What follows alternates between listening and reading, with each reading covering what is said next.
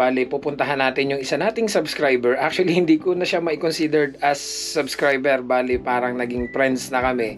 Kasi since time na nasa Taiwan pa lang siya, papunta siya dito, malimit, nagkakatawagan kami, nahingi siya ng mga tips and ideas kung paano makapunta dito sa Canada. So, to make the story short, nag-student siya papunta rito and she wants to share her journey nung pagkakapunta niya dito, at para kahit papaano awareness na rin doon sa iba, kasi meron din siyang mga something na gustong i-share sa inyo, para kahit papaano magkaroon po kayo ng idea when it comes to student, kasi student po siya. So matagal na namin pinaplano tong meet up na to, bali ngayon lang natuloy kasi medyo maulan. So may plano sana akong gumawa ng content dito lang sa paligid. Nag-decide na lang kami na mag-meet kami. Puntahan ko siya sa Richmond, so almost 1 hour away mula dito papunta sa Vancouver. So samahan nyo ako guys, alamin natin yung buhay ng isang student dito sa Canada. Tara guys. So maulan dito ngayon, bale kaya hindi ako makapagpasyal. May gagawin sana akong content na kailangan gamitin ko yung ibang gadgets ko. Ang problema, hindi pwede kasi nga naulan. So dalan lang natin siya ng isang tray ng egg at saka ilang pirasong ground beef para kahit papano malaking save na rin sa budget nila. Kasi syempre being a student here is hindi din biro. When she was in Taiwan, madalas siyang natawag sa akin, nagbi-video call kami, kuya paano ba makarating dyan, ganan. And then yun nga, nakarating sila dito, kasama niya yung husband niya. Nag-work sila ngayon and at the same time student, open working permit yung asawa niya. May gusto siyang mga i-share sa atin na kahit papano para mamulat tayo sa katotohanan. So nagkaroon kami ng idea na bakit hindi na lang natin i-share yan doon sa mga kababayan natin para kahit papano makatulong. Kasi yung iba, di po ba marami kayong tanong bilang yung iba gustong mag-student papunta rito, madali ba yung maging student. So para at least magkaroon kayo ng idea sa mga pros and cons, para makinig nyo na rin yung mga positive and negative. Hindi lang po tayo magpo-focus dito sa puro positive na tara sa Canada. Hindi din po tayo magpo-focus lang dito sa negative. So at least malaman nyo po lahat para kahit paano pagdating nyo dito, maging buo yung loob nyo, makapag-decide kayo ng maayos bago nyo i-consider yung student. A few moments later. Medyo makulimlim nga lang dito kasi umuulan, kaya ang putik ng sasakyan ko. Buti may nakuha akong parking dito na free, hindi kagaya dun sa Vancouver. Talagang nahihirapan ako maghanap ng mga free parking. So hanapin ko pa yung kumare kung saan ba yun. Kasi sa restaurant na lang kami magkikita kasi bawal nga daw dun sa inuupahan nila. I remember nung first time ako dito sa Richmond. Bali dito kami na quarantine nung unang dating ko. Natatandaan nyo yung una kong vlog dito sa Richmond. 15 days or 2 weeks din ako sa hotel nun. Ganito yung mga dinadaanan namin. Yan. Maganda naman dito, kaya nga lang yun nga, marami ng sasakyan. Mas naninibago ako compare dun sa nasa parting probinsya ako, kasi nga puro farm. Parang I consider myself as yung parang taong bundok na nakababa. Ayan, kagaya, ang daming mga road repairs sa Kumare Restaurant. Yan. Hello. Basta ang balita. Nagkita din tayo. Kumain ka na? Hindi pa. Oo, okay lang, didilig. Bakit? Kumusta? Okay lang. Saan ka galing kanina? Doon ako nag-parking. Buti may free parking dito. Hindi kagaya sa Oo, buti may free parking dito.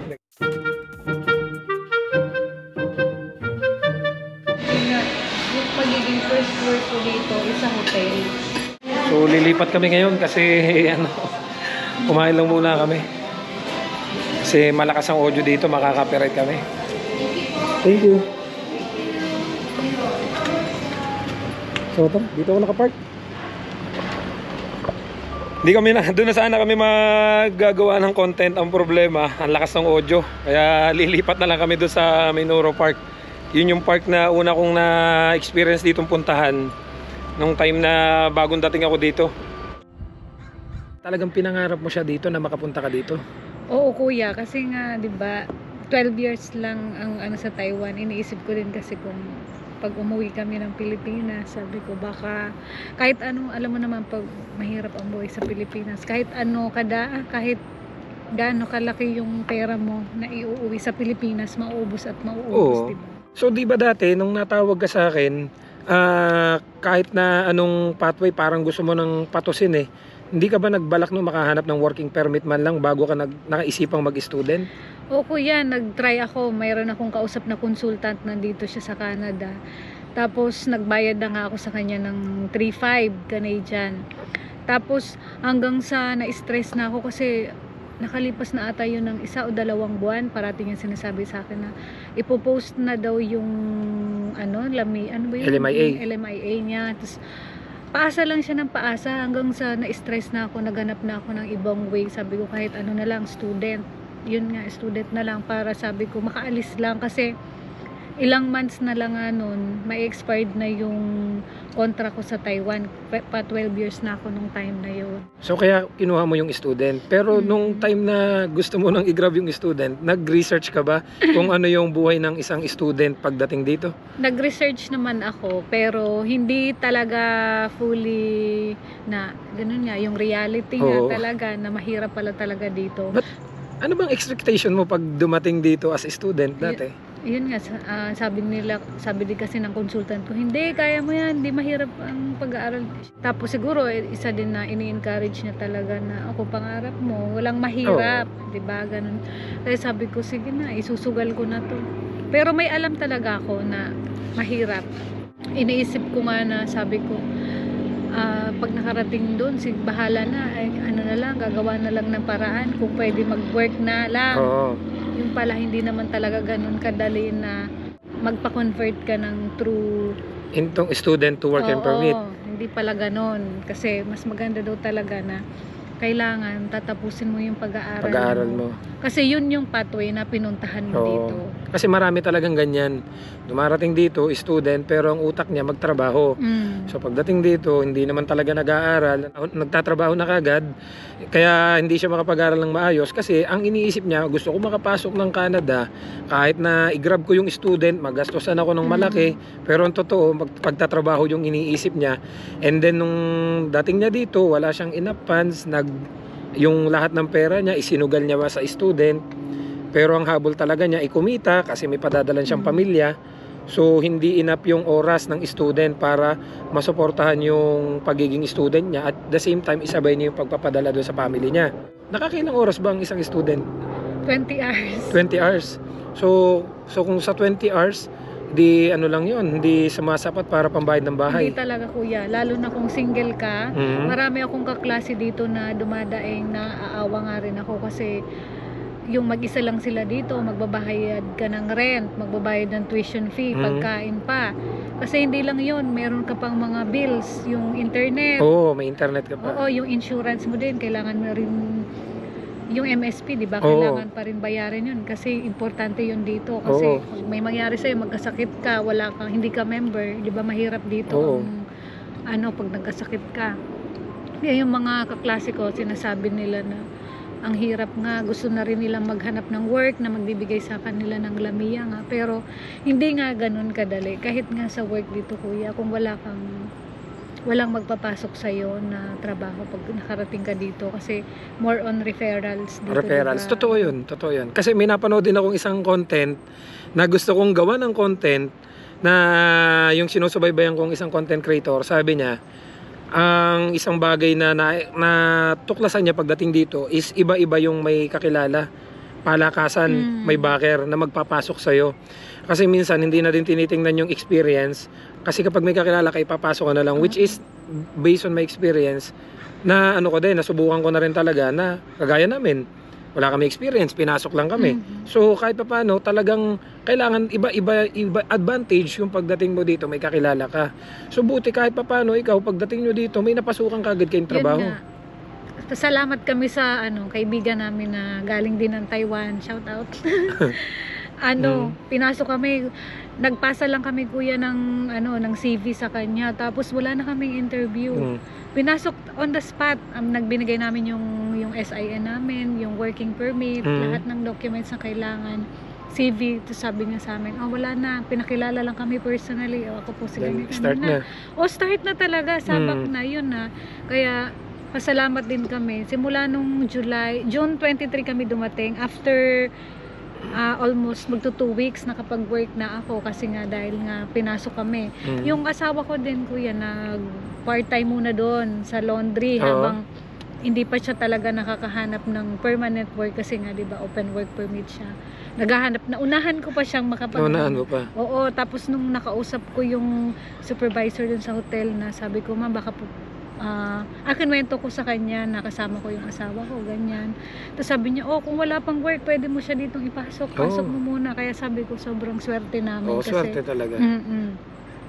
Kasi yung iba talaga nakakarating dito panay message, may mga nagme-message sa akin na, ate, baka pwede mo akong ipasok sa matagal na siya, kuya, dito. Naghahanap siya ng work, wala daw siyang mahanap. Wala siyang makuha. Student din siya. Nagpapatanong siya dun sa asawa ko kung pwede pumasok. Sabi ko, walang part-time doon, full-time lang ang kinukuha. Sa akin naman, wala na din naman kasi more on babae kasi talaga doon sa housekeeping. Maswerte yung asawa ko nakakapasok sa doon ng Saturday and Sunday. Sa laundry naman siya. So talagang pinanindigan na ni husband mo, hindi talaga siya nagde-day off sa ngayon. Para lang masuportahan yung bahay at saka yung mga bills na kailangan bayaran. Ano? Bahay, pagkain namin, yung internet, yung pa, kuya, Compass every month, diba? Dahil wala pa kaming sasakyan dito, hindi pa kami nakakabili. Monthly namin is nasa 149 CAD. Kasi 2 zone. Diba pagsasakay ka ng SkyTrain, may 1 zone at 2 zone. Yung 2 zone is nasa 149 yon per month, unlimited na. Kung dalawa kami, magkano na 300 na. Yung foods namin, yung internet, ang internet namin magkano, kaya kailangan talaga hindi ka magpapahinga. So, pansin ko lang sa inyo, nung dumating kayo dito, talagang asipag nyo, talagang trabaho para masuportahan yung mga dapat na bayaran. So, minsan ba naiisip mo parang kung i-compare, syempre tayo, mga galing tayong Taiwan, parang sa Taiwan kasi talagang parang ang gaan ng buhay, ang relax. Hindi mo kailangan magluto, may pentang, hindi mo kailangan ng sasakyan, wala kang mga insurances na mga etc. ganan. And then paglalabas ka, nadyan ang bus, nadyan ang train, nadyan ang in short, maiikot mo yung buong Taiwan. Convenient, napaka-convenient, 24 hours yung mga bilihan. Diba? Dito, talagang kailangan mo magluto. Hindi naman pwedeng lagi kang bili. Kasi kung bibili ka, halos doon na mapupunta yung salary mo sa yung kakain ka lagi sa labas. Kaya talagang dapat dito marunong ka magluto or kahit pa paano marunong ka ding mag-drive. Mahirap talaga. Nanibago kami sobra. Sabi ko nga, gusto ko na bumalik na Taiwan.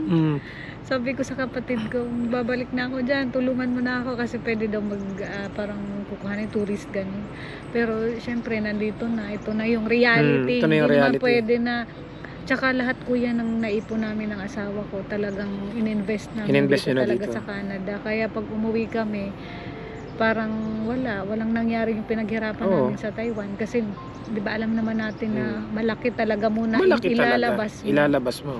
Sa ticket pa lang, sobrang magkano na ang 100,000 na. 100,000, dalawa pa kami. Kaya sabi ko, andito na kami. Ito na to, kaya naman kung sa trabaho sanay naman tayo diyan, kahit anong trabaho hindi tayo mahirap, hindi tayo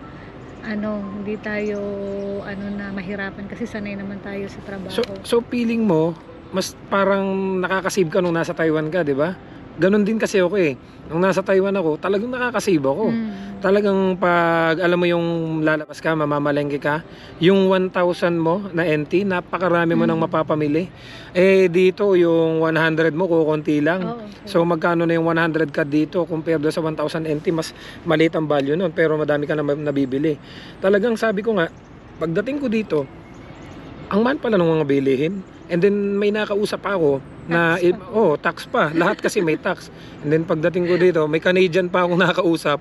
Sabi niya, galing ka pala ng Taiwan, bakit pa kayo nagsisiksikan dito sa Canada? Sabi ko, wala namang permanent resident dun Sabi niya, kami nga gusto namin pumunta ng Taiwan kasi mura mga bilihin dito, ang mahal na. Ganon. Kasi ako dito kahit papano, maubos man yung panahon mo dito, baka may chance kahit papano na mag-for good kami dito. Ay sa Taiwan, after 12 years, wala na. Oo. Kaya nga sabi ko, yung iba na dumarating dito, na talagang nag-ipon, inipon lahat yung pera nila, pinagtrabawan nila sa Saudi, sa Dubai, sa Taiwan, and then isusugal nila dito. Baka kako iniisip nila na kinabukasan, bawi na nila. Or 1 month, bawi na nila. Or in 6 months, bawi na nila. Hindi naman ganun kadali. Especially kung ang kukunin mo magtuturist ka or mag-i-student ka. Especially kung pinunta mo dito is student, kailangan mong panindigan yung student mo. Pero ang dami din kasing kagaya no napunta sa amin, naka-student, gusto magtrabaho sa farm. Kasi gusto na doon niyang kumita. Kasi kailangan doon niya na ipadadala sa pamilya. Ay kasi kung nag-i-student siya, yung part-time niya, kulang pa sa pambayad ng tuition fees niya at nung nirerentahan niyang bahay at ng pang-allowance niya. So nangyari, nasabing student siya sa Canada pero hindi na siya nakakasupport sa pamilya niya. Totoo yun. 'Di ba? So ganun yung mga bagay na yung dinadanas mo minsan na parang naiisip mo parang tama ba? Ang dami hindi ang totoo niyan kasi marami kasi talaga na nakakapanood madalas ngayon na napapanood ko na sa mga vlog puro hindi naman sa pagano, puro parang mas marami na ngayon negative Mas marami na yung negative. Unlike nung dati nung bago ako dumating dito, even ikaw siguro nung nanonood ka, madalas nakakapanood ako, wow, Canada. Wow. Ang expectation ka talaga pag dumating ka dati ng Canada kasi base doon sa mga nakikita kong nakarating dito dati na ilang buwan lang may sasakyan na, may ganito na, ganan. And then yun nga, pagdating ko dito, dun ko na-realize na yung palang mga taong kakilala ko na hinahangaan ko. Oh my God. Ang dami ng utang.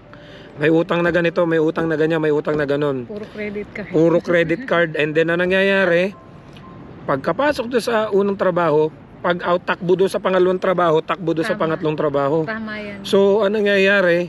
Nagtatrabaho sila para bayaran lahat yung mga kinuha nilang bayarin. Maaring hati ang opinion ng iba, sasabihin ng iba, masaya siya dyan kasi nakakapagpundar siya. Oo, totoo naman. Pero yung iba naman, halos ilang taon na niyang ginagawa yun, umaangal na din yung iba, sasabihin ng iba, parang nabubuhay nila ako sa mundo para magtrabaho. Kasi maaga silang kumuha ng mga hindi nila, wala kasi, hindi kasi dapat talaga pinaiiral natin yung delayed gratification. Pagdating natin dito, magtiis muna, parang yung kakilala ko sa Suri, yung mga kaibigan kong babae doon, ilang taon na sila dito, wala pa silang sasakyan. Samantalang samantalang yung iba pagdating dito, kukuha kagad ng sasakyan, iniisip kagad yung mga bayarin. Pag meron ka ng sasakyan, 'di ba? Alam mo naman kuya, yung insurance pa, idagdag pa 'yan sa babayaran mo na monthly. Kaya hindi talaga kakayanin na tulad ko, estudyante ako at yung asawa ko may trabaho din, hindi pa rin talaga magsasapat na kung lahat yun bibilhin mo, kung magluluho ka, kung lahat ka ba, bibili ka ng kung ano-anong gusto mo, hindi kailangan din dito magbabudget ka ng pera kasi kung parehas kayong dalawa, hindi kayo magaling humawak ng pera, mababaon talaga kayo sa utang. Minsan ba sumagi ba sa isip mo na nang hinayang ka na isinugal mo pa yung pera mo pagpunta rito or sana ginastos mo na lang, nag-business ka na lang sa Pilipinas? Minsan ba sumagi? Minsan kuya naisip ko, pero pag naiisip ko rin na parang hati ba?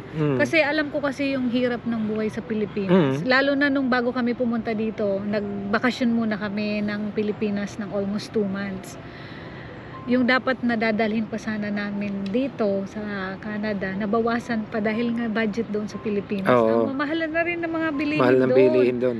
Kaya nga sabi ko, okay na rin naman dito kahit paano, baka mamaya in the future yun nga na sinasabi mo, in the future baka pag nakapagtapos ako ng pag-aaral na makuha ko yung degree. Kasi mas maganda rin talaga daw na, nagtatanong-tanong din kasi ako na mas maganda talaga tapusin mo yung pag-aaral kasi yun nga yung pathway na pinuntahan mo dito. Sa computation ko, ang yearly ko parang 15,000 na higit. 15,000? Pero kung walang grant, nasa 20,000 Canadian talaga ang per year niyan ng kaya yung pinaghihirapan namin doon lang talaga napupunta. Doon napupunta. So parang nangyayari, paycheck to paycheck, ang nangyayari nagtatrabaho ka para ibayad doon sa tuition mo.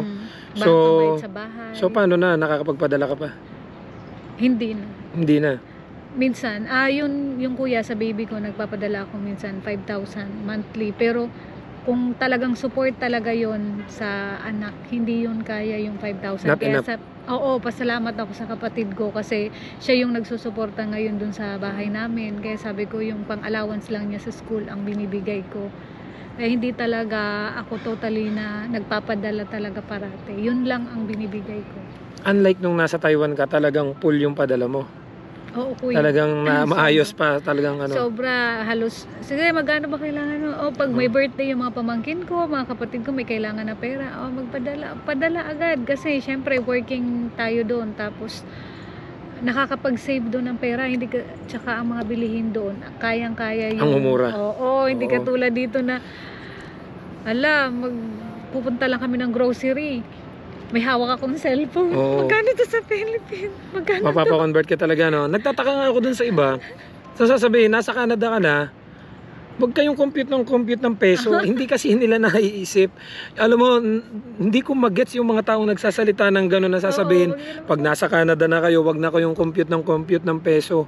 Hindi ko talaga magets paano nila nasasabi yun. Kasi unang-una, Pilipino tayo. Saan ba tayo magpapadala ng pera? Sa Pilipinas. So, syempre, compute mo magkano yung matitira, magkano pa yung may padadala mo. Unless wala ka ng pamilya at wala ka ng babalikan sa Pilipinas, lahat ng pera mo dito, dito mo lang gagastusin. Sabi ko nga, ito yung mga tipo ng mga takbo ng utak ng Pilipino na nakatungtong lang ng Canada. Akala mo kinalimutan na ng buo ang Pilipinas na wag na kayo mag-compute, nasa Canada tayo. 'Di ba? Kasi normally magkwenta tayo kasi binabudget natin kasi may pinaglalaanan tayo na padadalan sa Pilipinas. Iba ang pag-aaral sa Pilipinas at iba ang pag-aaral dito sa Canada. Namayat nga ako. Namayat ka, laki na pinahit mo nung dumating ka dito kasi parang stress ka na sa pag-aaral. Stress ka pa dun sa pag-iisip kung paano kikita para mapunan yung mga bayarin. Iniisip ko nun, kuya, trabaho na. Sa edad ko na to. Gusto ko na magtrabaho. Yun nga yung point ko. Sabi ko kasi, kung darating ka dito as international student, nasa around 20 to 30 years old ka pa lang, medyo okay pa eh. Pero sa edad natin, na parang pang i-add mo pa na mag-aaral ka, tapos kinukonsider mo na gusto mo na rin kumita, and then syempre may mga gusto ka ding ma-provide, may tutulungan ka sa Pilipinas. May tutulungan ka sa Pilipinas, may gusto ka ding makakuha din kahit papaano ng sasakyan. Para kahit papaano maging convenient naman yung galaw mo. Ang problema, kailangan mo pantustusan muna yung pag-aaral mo. 'Di ba? Tapos ako talaga wala na din ako sana planong mag-upgrade ng education eh. Pero nung nakuha ko ngayon tong sa ETAP, nasabi ko parang siguro ginusto na rin ni Lord na, oy, ikaw mag-aral ka, i-upgrade mo yung education mo para hindi kami namalit ng ibang tao. Kasi may mga ganun eh. Maganda rin naman yun kasi kung ako din naman, kuya, sobrang sa edad ko na to, parang blessed ko din naman na, wow, sa edad ko na to, nag-aral pa ako, international, tapos nasa Canada pa. Kaya lang kung sa kung iisipin mo na sa edad natin, parang hindi na ba kailangan mag-work ka na kasi nga may susuportahan ka ng pamilya sa Pilipinas at meron na din, di ba kakakasal ko lang, kuya, 1 year pa lang kami. Parang syempre yung asawa ko parang gusto na rin niya ng yung family, yung buo na dapat pinibigay ko na sa kanya. Yun nga, hindi ko pa sa kanya pwedeng mabigay na dahil nga nag-aaral kami, paano pag nagbuntis ako dito. Yun, sinasabi pa nila na pagdating mo sa Canada, magbuntis ka kaagad. At Canadian citizen na yung anak mo. Hindi po ganun. Hindi ganun kadali. Akala nung iba, pagdating dito sa Canada, buntisin mo yung asawa mo para may citizen ka na kagad na anak. Hindi yun ganun. Kasi matetenga ka niyan. Wala kang trabaho. Ang sasabihin naman ng iba, uy, masusuportahan naman ng government yung anak mo. Ano bang iniisip nila? Pag yung suporta dun sa anak mo ay masusuportahan na yung buong family mo? Hindi. Magkano, kagaya nung kakilala ko, citizen na yung anak, magkano lang inakukuha ng anak niya? Hindi pa rin sumasapat. Panggatas, pang diaper, hindi. Tapos ikaw, hindi ka makapagtrabaho. Akala kasi nung iba, buntisin mo na yung asawa mo para Kaya nga sabi ko, hindi ka talaga pwedeng sa ngayon na magbuntis. Hindi pa kayo pwedeng magkaanak. Hindi talaga pwede. Kasi mahirap talaga. Iniisip. Minsan din naman parang nakukonsensya rin ako kasi parang ilang taon na, may edad na, 30 plus na, pero dapat nga nandun ka na sa na iniisip mo na yung family kasi nga 'di ba yung pamilya may anak ganyan. Pero dahil nga sa sitwasyon namin ngayon, hindi ganun kadali na magbuntis ka. Meron nga ako ditong kakilala rin na Hindi niya alam na buntis siya, kuya. Mm. Tapos ngayon, nanganak na siya. Nahihirapan sila ngayon kung paano nila alagaan yung bata. 3 trabaho na yung... International student din yung asawa niya, lalaki. Siya yung babae. 3 trabaho ng asawa niya. Halos 11 hours or 11 o'clock na siya ng gabi umuuwi araw-araw. Kasi buntis siya. Kailangan paano pag lumabas na yung bata, walang pang-suporta. Kaya minsan napapaluhan na lang siya na may mga blessing na dumadating sa kanya, yung may mga nagbibigay sa kanya mga damit, ng baby. Siyempre kung bibilihin mo pa yun, magkano na yun? Yung mga ka-work namin nagbibigay sa kanya ng kung ano-anong mga gamit na pwedeng mabigay sa bata. Kaya sobrang laking tulong din yung mga tao na nasa paligid niya. Pero kung sa kanila talaga, kasi pag once na lumaki na yung bata, sino mag-aalaga? Walang mag-aalaga, lalo na yung pamilya niya nasa Pilipinas. Tapos kung paano kung kukuhanin niya rin yung family niya, mother niya or mag-tourist dito, malaki pa rin ang gastos para pag-alagain doon sa anak nila para makapagtrabaho sila both. Hindi nga din biro.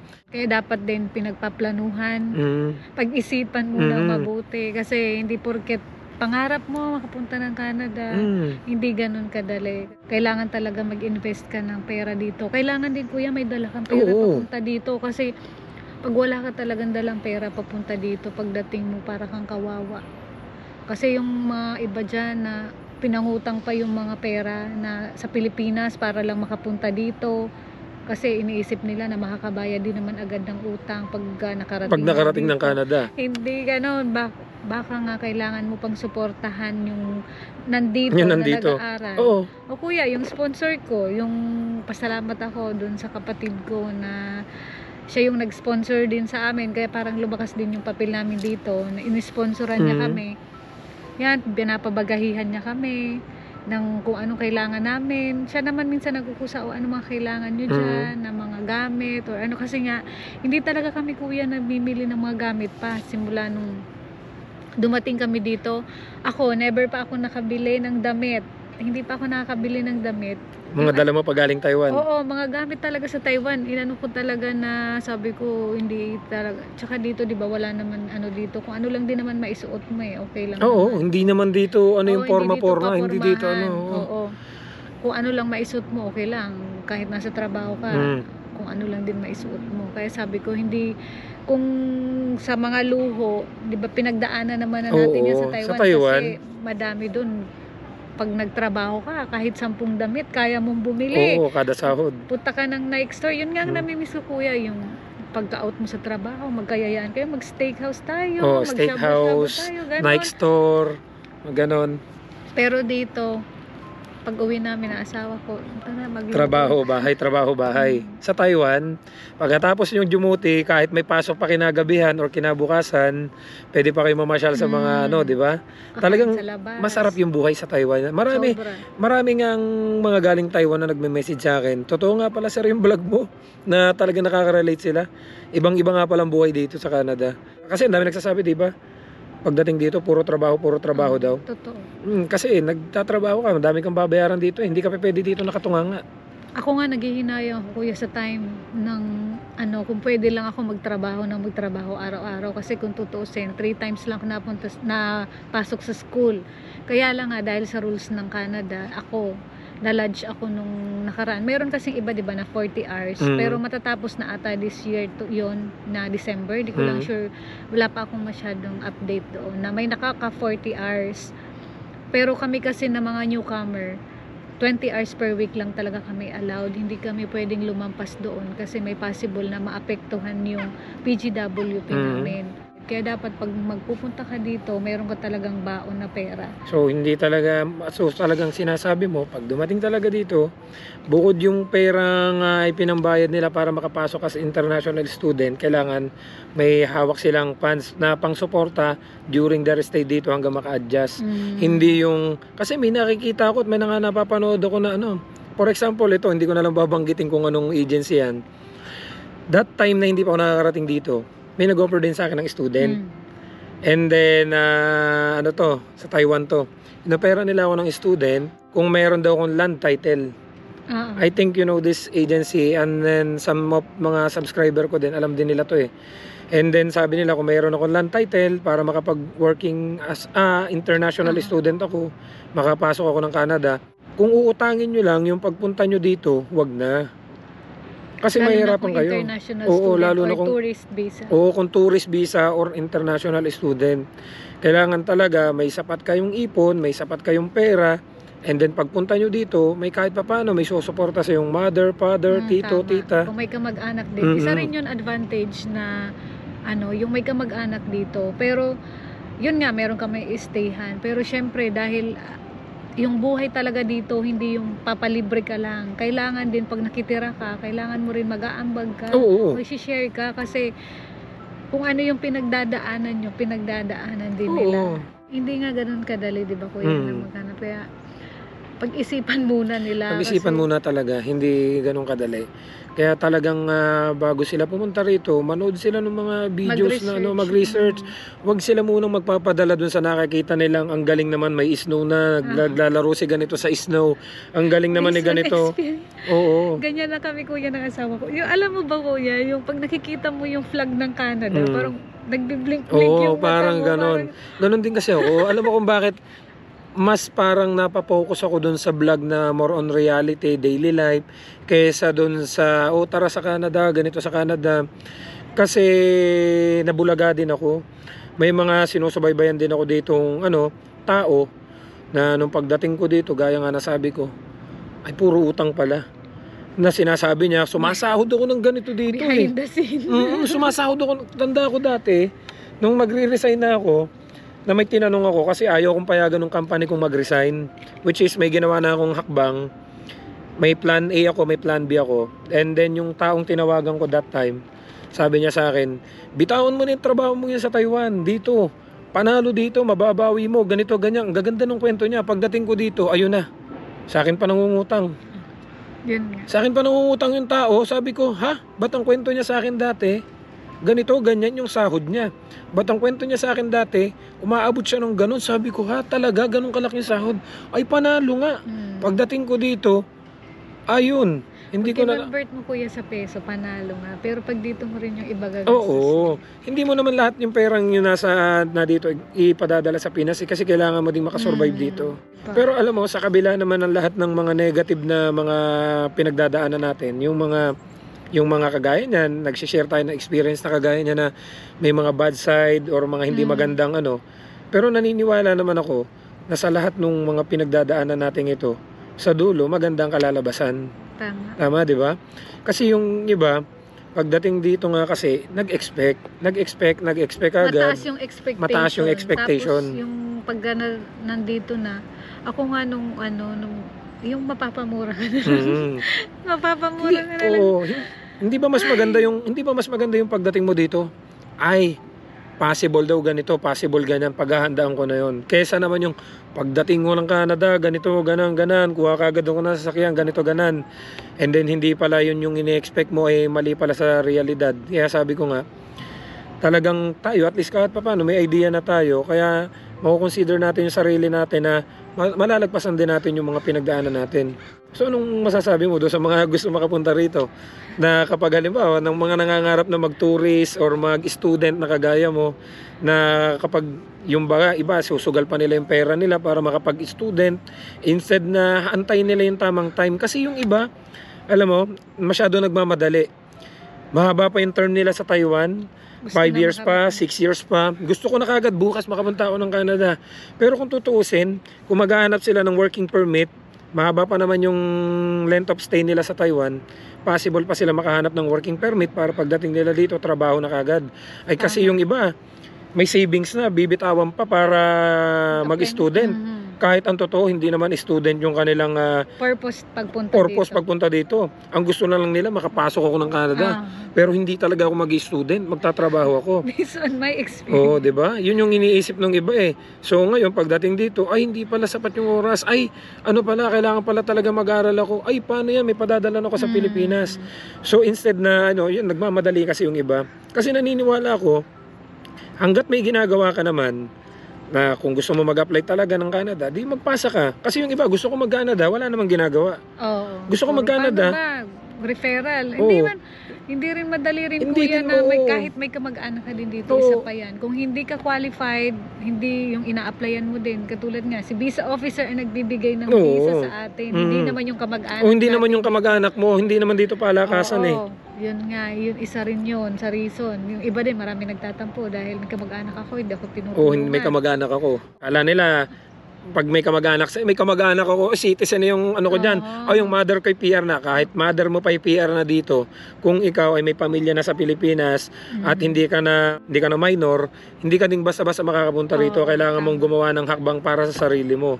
So kapag halimbawa, ikaw talaga ay naghahangad ka makarating dito, ay gumawa ka ng aksyon. Talagang magpasa. Hindi yung, ay papuntahin mo ko dyan, kunin mo ko, ipasok mo ko. Hindi ganun kadali, hindi di ba? ganun kadali. So anong masasabi mo dun sa mga gustong makarating dito na mag-student na talagang wala namang sapat na funds? Yun nga, mag-ipon muna. Mag-ipon muna. Tsaka pag-isipan muna na mabuti. Oo, Kung meron pag-isipan naman muna silang mabuti. chance na maghanap ng work permit, mas okay na yun. Kasi mas maganda talaga na pupunta ka dito na naka-work permit ka na. Kasi pag student talaga, sobrang hirap. Mahirap. Maswerte pa ako kuya ha. Kasi kasama ko yung OWP ko. Merong nagsusupport sa akin sa pag-aaral ko kasi nga allowed lang ako ng 20 hours. Kahit papano naman, napapaikot naman namin yung pera namin. Nakaka-survive naman sa tuition fees, sa monthly, namin, pambayad sa rent. Tapos yun nga, pero hindi kami nakakakain sa labas. Nakakabili lang kami mga drinks lang, mga ganyan. Pero yung, tara, kain tayo, hindi sa labas, mag-steak or mga kung anong kainan, masasarap na kainan, katulad sa Taiwan, di ba? Na, Oo, lagi tayong kahit nakano doon. everyday ka malumabas, kumain sa, Sa walang labas, problema. Doon, okay doon. Tapos isa pa, yung dito, yung mga pag nag-grocery ka, yung tax, magugulat ka na lang. Magugulat ka sa tax. Mineral water, bibili ka, Oo, may tax pa rin. May tax pa rin. Oo, di ba kuya? Alam mo yung experience. Lahat talaga, kaya sabi ko, yung mga tao na, minsan nanonood din ako ng mga vlog na parang gusto kong magsalita kung wag muna kayo magpunta dito kung hindi kayo financially, physically din, tsaka kung hindi kayo sanay sa trabaho dito. Kasi pag nagtrabaho talaga, as in buong lakas mo talaga dito, hindi katulad sa Taiwan na cellphone. Cellphone, di ba? Totoo yan. Kasi ang dami nag-message sa akin na gano'n na Cellphone ka, puro ka cellphone ka rin cellphone sa trabaho. Dito hindi ka basta-basta lalo na kung sa food industry ka, hindi ka pwedeng mag-cellphone dahil busy ka sa busy ka sa mga Kasi customer. per oras ang binabayaran dito. Per oras dito binabayaran, kaya kailangan talaga ready ka. Kailangan din may baon kang malaking pera, hindi porket nakapag na-approve yung visa mo. Oo nga, nakalusot ka sa visa officer, pero pagdating mo naman dito wala kang baong pera. Paano ka magso-survive dito? Paano ka magso-survive, di ba? Oo, paano? Buti kung nabayaran mo na yung tuition fee mo ng buong taon o kahit papano. At paano makaka-adjust ka? Oo, makaka-adjust ka pa. Pwedeng na lang, pambayad mo sa rent, ang anuhin mo. Kaya lang, dapat makahanap ka kaagad ng ng trabaho. Kasi para makapag-save ka ulit, para sa susunod na naman, meron kang pondo. So first of all, nagpapasalamat ako kay Angelica kasi bibihira yung mga taong ganito na willing mag-share ng journey niya pagpunta rito na kahit papano, may matutunan kayo. Yung mga nagbabalak na makarating dito, na may mga hawak na or uutangin pa para isugal dito. Alam nyo, malaking bagay itong ginawa ni Angelica. Yung mga nagnahangad na makarating po dito, kahit pa paano, magkapag-decide po sila. Kasi bibihira po yung mga ganitong klaseng tao. Sa dami po ng mga na-encounter ko dito, especially nitong mga nakaraang week. Ang dami po kasing mga nagbe-message sa akin, Sir Ferds, see you soon in Canada. Sir Ferds, makakarating na po ako ng Canada. Mga excited makarating dito. And then, mga nasubaybayan ko rin po, kasi po ako ay mapag-observe po ako Marami akong kaibigan, kakilala, and subscriber na mga dumating dito. Inoobserbahan ko po sila in silent. Talagang nakikita ko po talaga yung pagdating nila dito, mga unang week nila, picture, excited, mga Canada flag, ganito ganan. And then mga paglipas po ng mga isang buwan, tahimik na po, wala na akong nakikita masyadong post. And then lately nakikita ko ang mga post na nila is throwback ng Taiwan, I miss Taiwan, ganan. May mga nakikita pa nga akong post na parang kung pwede lang daw bumalik ng Taiwan, ganon. Yun nga po, alam ko na po yun kasi pinagdaanan ko. Kaya nga po nakapag-decide ako na dito sa vlog ko, more on reality yung mga sineshare ko kasi pinagdaanan ko nga din po, at hopefully sa mga susunod na araw may gusto kasi akong gawing content kung bakit ako na kapag decide na ganitong vlog yung pinasok ko, na kasi nga yung pinagdaanan ko pagdating ko dito ay hindi naiiba dun sa mga nagsishare din sa akin nung pinagdadaanan nila ngayon. Marami po kasi nitong mga nakaraang week ang tumatawag sa akin and nagme-message na 1 month pa lang, 2 months pa lang gusto na kagad lumipat ng work. And then, nung time na yon bago sila makarating dito, magme-message sa akin, na sabik sila makarating dito, excited na sila makarating dito. And then, yun nga, mga ilang buwan pa lang gusto na lumipat. Kagaya na lang ng isa kong kaibigan na nagpapahanap sa akin ng malilipatan dito. Sabi ko, nung minsan nagtawagan kami, sabi ko, kumusta na, sinampal ka na ng katotohanan.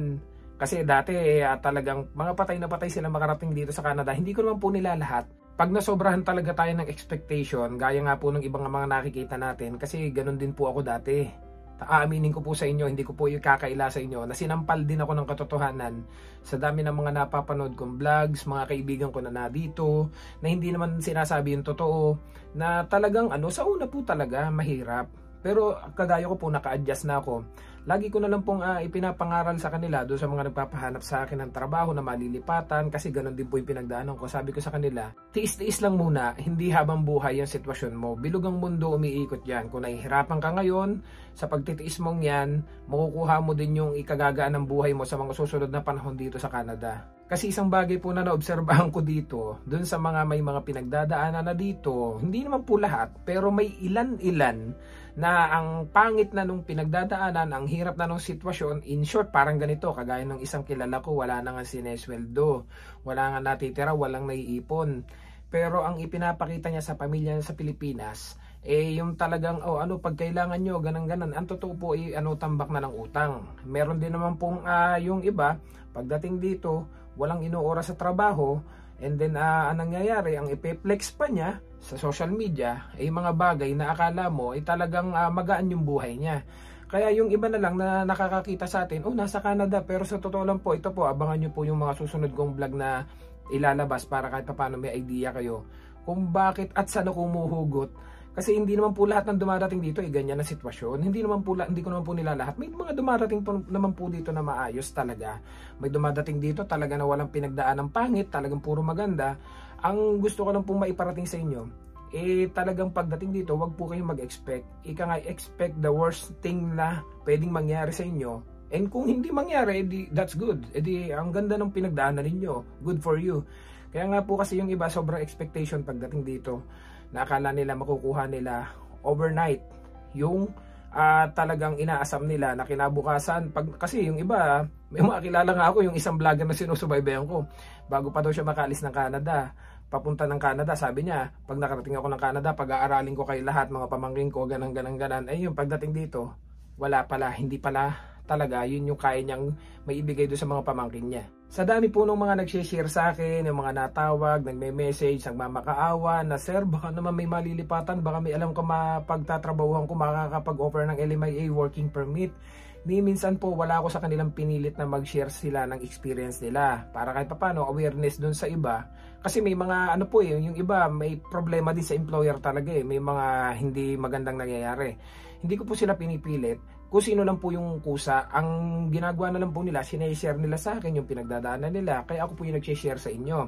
Lahat naman po na sinasabi ko sa inyo is may basehan. Yun nga lang po talaga, wag nyong ikakahiya doon sa mismong pamilya ninyo, yung tunay na estado nyo dito, para hindi po sila nag-e-expect sa inyo na makakapagpadala kayo. Kung medyo nag-a-adjust pa kayo sa una, sabihin nyo po, wag munang umasa kasi nag-a-adjust ka pa. Pag nakaluwag-luwag ka na, kapag naka-adjust ka na, magpapadala ka naman ng maayos sa kanila. Kasi yung iba po talaga, kahit wala na, pinipilit pa Yung iba, kahit na magkanda utang-utang na Kaya yung iba, halos nagkakaroon ng frustration, kagaya nung dati kong kasama, na talagang medyo bumigay na, kaya umuwi na lang ng Pilipinas. May share ko po yan sa inyo sa mga susunod na vlog. So that's it for today guys. Maraming salamat kay Angelica sa pag-share sa atin ng kanyang journey pagpunta dito sa Canada. Hope na marami kayong natutunan sa ating today's episode. Hanggang sa muli, huwag niyong kalimutang i-subscribe at i-like yung channel natin para makaabot doon sa mga kababayan natin na nangangarap makarating dito sa Canada. See you sa next vlog. God bless you all. Bye bye.